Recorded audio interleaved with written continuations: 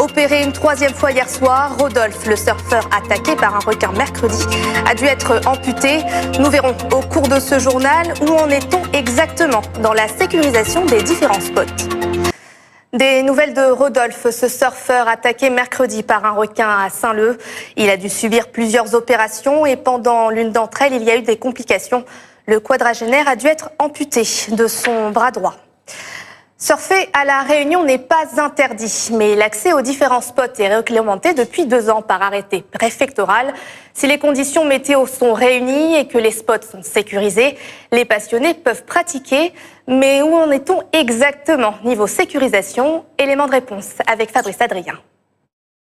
Surfer les vagues de La Réunion n'est pas interdit, mais il faut le faire dans des espaces sécurisés. Selon l'arrêté préfectoral en vigueur, cela doit se faire dans les lagons, les lieux aménagés et surveillés ou encore dans des zones d'expérimentation où tout est mis en place pour réduire le risque requin. Dans les communes comme à Saint-Paul, sur le secteur de Boucan et des Roches Noires, des filets de baignade refont leur apparition en ce moment. Si les conditions de mer le permettent, rien n'empêche un surfeur de se mettre à l'eau, mais rien que sur les vagues entre le filet et la plage, pas au-delà.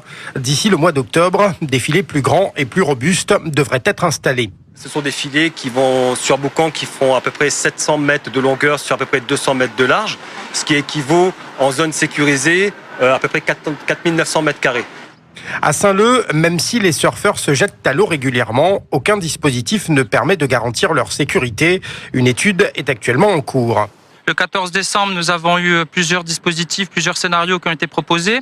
Ils ne sont pas tenables parce que c'est des sommes qui sont faramineuses. Donc, nous avons demandé le prolongement des études et théoriquement, fin juillet, nous allons avoir le deuxième compte-rendu du bureau d'études et à ce moment-là, la mairie va pouvoir se positionner. À Trois-Bassins, rien ne permet aujourd'hui la pratique du surf, mais la municipalité a des projets. Ce n'est qu'une question de temps et de financement. Très prochainement, Trois-Bassins sera aussi équipé de Dreamline sur son territoire. Nous allons mettre nos moyens en œuvre pour que demain, les baigneurs de Trois-Bassins, en tout cas, peuvent surfer et se baigner tranquillement avec la pose de filets. Reste la commune de l'Étang Salé. Si un filet de baignade a été installé en face du poste de MNS, le surf reste interdit. Un projet présenté en conseil municipal propose une sécurisation à l'aide de drones aquatiques munis de caméras.